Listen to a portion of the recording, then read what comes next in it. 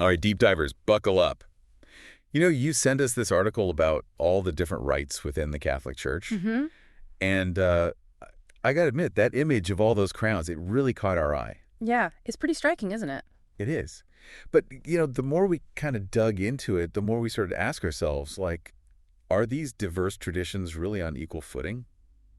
Or is there more to the story here? Yeah, it seems like a beautiful image of unity and diversity at first glance. Right. But I think you're right. The article really does push us to think about how power and history have shaped the Catholic Church. Yeah. I think we all kind of grow up with this idea that Rome is like the center of Catholicism. Right. Right.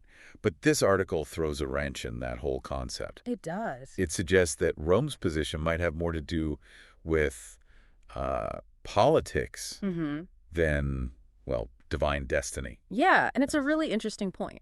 Yes. For example, the article brings up the Nicene Creed. Right. The one that talks about one holy Catholic and Apostolic Church. It's like a foundational text for Catholicism. Right. But the article uses that very text to kind of challenge the notion that Rome has always been the undisputed leader. And one of the things that really stood out to me was the fact that St. Peter, who Catholics consider the first pope, Right. actually founded 3 churches. Oh, that's right. Antioch, Alexandria, and Rome. Yeah. So if Peter himself established churches in other places, why does Rome hold such a dominant position? Yeah, that's a really great question. That's one of the key questions the article raises. Right. And the answer, it suggests, might lie in the complex interplay of religious authority and political power throughout history. Right. The article highlights how, over time, Rome really consolidated its influence. Right. And it even mentions St. Paul warning the Romans that they could be cut off from the church Wow. if they strayed from the true faith. Huh. Doesn't exactly sound like their position was untouchable, does it? No, it really complicates the narrative, doesn't it? It does. And it makes you look at that picture of all those crowns a little differently, Totally. Is it really a picture of equal partners, or is it reflecting a more complex reality? Yeah, that's where things get even more interesting. Okay. The article goes on to argue that, historically, the Roman Catholic Church actually suppressed other rites, like the Celtic, Mozarabic, Gallican, and Aquilean rites, Interesting. which, if true, kind of contradicts that image of inclusivity, right? Right. That the picture with the crowns is trying to portray. It's a difficult part of church history, and the article doesn't shy away from that. Right. It argues that these other rites were essentially forced to conform to Roman practices, Yeah. which raises questions about whether they were truly accepted as equals. There's this one quote that I thought was particularly striking. Okay. It says that these non-Latin rites are basically converts to Catholicism,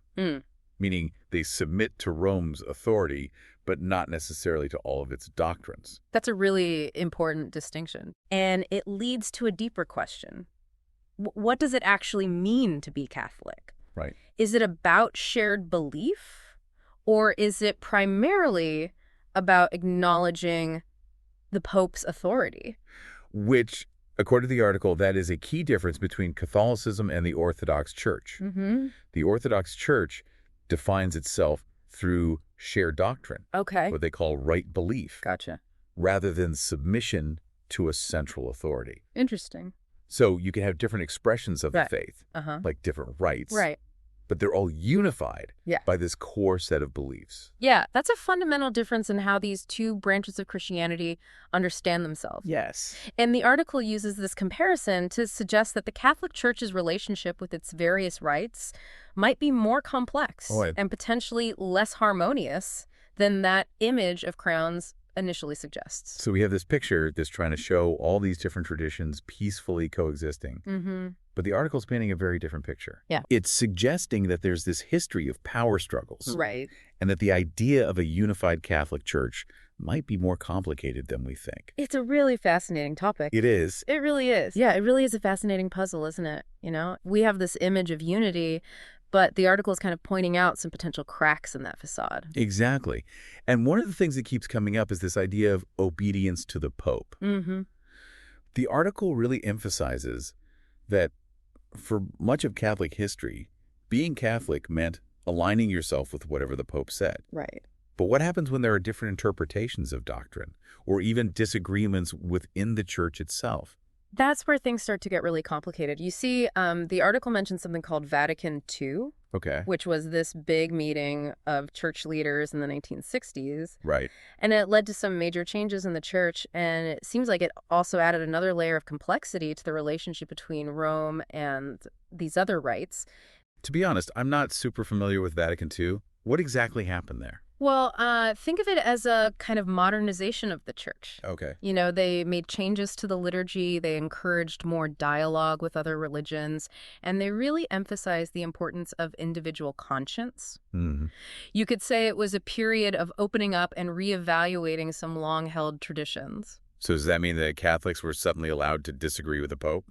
Not exactly, but it definitely opened the door for more diverse interpretations and theological debates. Okay. And the article suggests that this near emphasis on individual conscience might have created some tension, especially when it came to the relationship between Rome and the non-Latin rites. Yeah, I can see how that could be tricky. Yeah, On the one hand, you have this long tradition of obedience to the Pope, right. but on the other hand, you have this push for individual Catholics to think for themselves and engage with their faith on a more personal level. Exactly. And the article doesn't offer any easy answers, you know? Yeah. It simply raises these questions and challenges us to think critically about what it means to be Catholic in a world where tradition and individual beliefs sometimes collide. It's kind of like that old saying, the more you learn, the more you realize you don't know.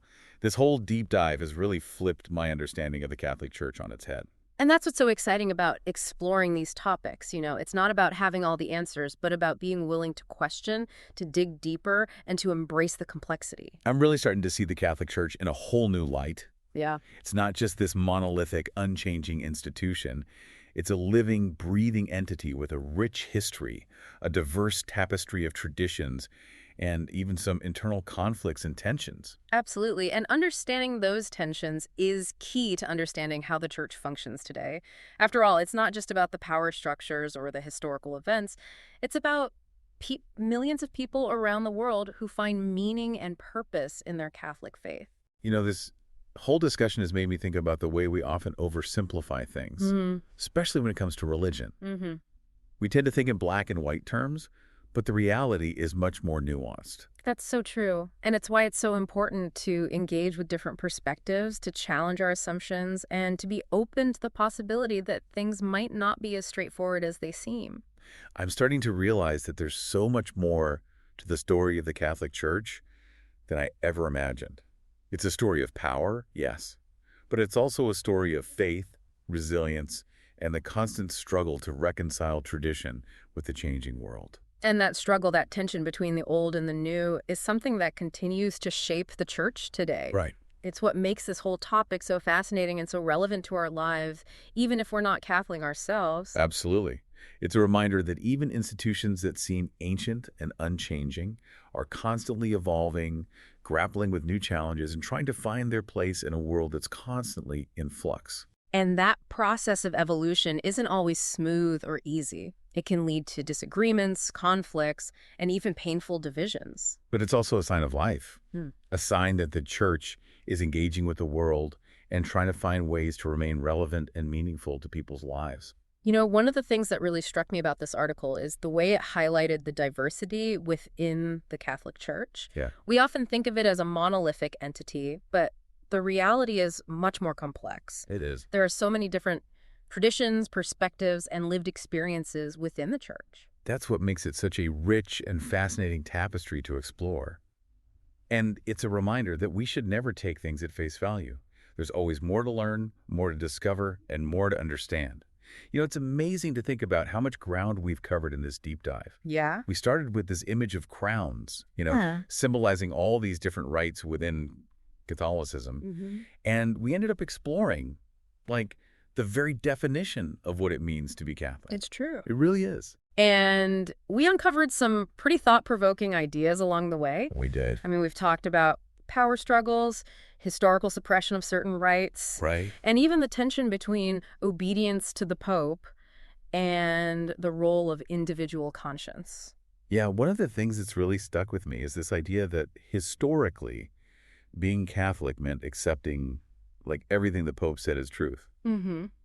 But after Vatican II, with its emphasis on individual conscience, Yeah. things seem to have gotten a bit more complicated. That's right. And, the article doesn't explicitly say that Catholics can now just pick and choose what they want to believe. Right. But it does suggest that there's more room for individual interpretation and theological debate within the church than there might have been in the past. So how do we reconcile that with the idea of a unified church? Right. If everyone's interpreting things differently, doesn't that create chaos? That's the million-dollar question, isn't it? And I don't think there's a simple answer. Right. But what's interesting is that the article doesn't present this tension as a negative thing. Yeah. It seems to suggest that this diversity of thought, this wrestling with complex issues, is actually a sign of a vibrant and evolving faith. So instead of seeing these debates as like threats to the church's unity, Right. we can view them as opportunities for growth and deeper understanding. Exactly. It's about recognizing that faith isn't static. It's a living, breathing thing that's constantly being reinterpreted and re-examined in light of new knowledge, new experiences, and new challenges. That makes me think about all the debates happening within the church today. Yeah. Issues like social justice, the role of women, and even climate change are all causing people to reevaluate what it means to live out their Catholic faith in the 21st century. And those debates, while sometimes challenging, are actually a sign that the church is engaging with the world. Right. Wrestling with difficult questions and trying to find ways to be a force for good in a world that desperately needs it.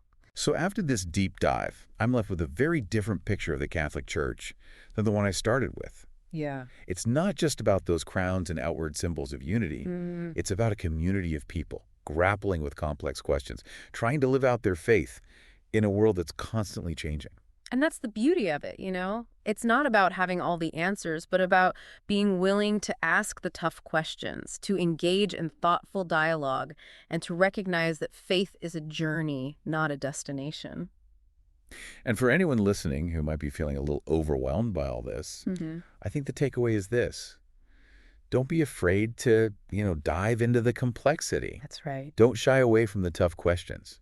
And remember that faith, like life itself, is a journey of discovery. There's always more to learn, more to explore, and more to understand. And who knows, you might even find that the journey is more rewarding than arriving at a neat and tidy answer. I think that's a great place to leave it. I do too. Thanks for joining us for this deep dive.